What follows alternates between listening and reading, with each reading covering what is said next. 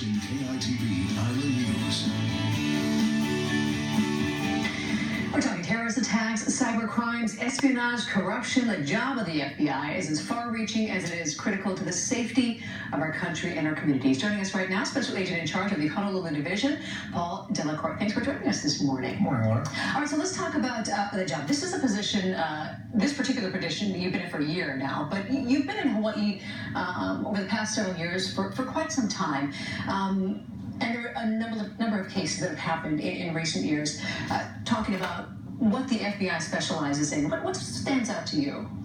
Well, national security is our number one priority here in Honolulu. So with our large military presence, we're concerned about protecting our nation's secrets. So the counterespionage cases stand out.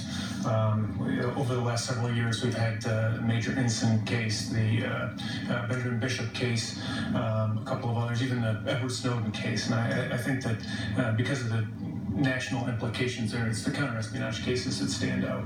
What's really wonderful that you guys do, so many of these cases, they're so involved and so highly classified. We don't often hear a lot about what happens, but in coordination with that, in partnership with that, you guys are doing so much work within the community, getting yourselves out there as well with so many different programs, some that people are aware of, some that people might not be aware of, and this is really to help the community be safe, isn't it? It is, and it's important for us to be visible in the Hawaii community.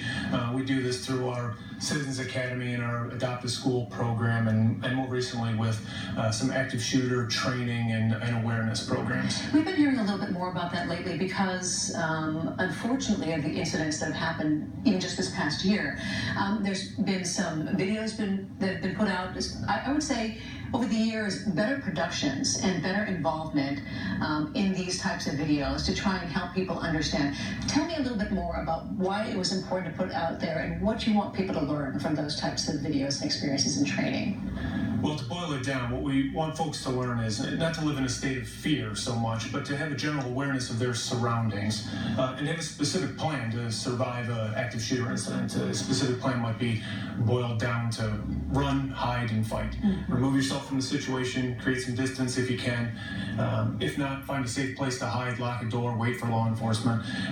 And if you're forced to confront an active shooter, act with aggression as if your life depends on it. You know, I would imagine for so many people, just having somebody walk them, even if a lot of it is maybe seems practical, maybe it seems obvious, when you're in that state of mind, when you're under that level of fear, it's so difficult to think clearly. I would imagine that's why these types of training videos and just a little bit of help from agencies such as yours is really a big deal.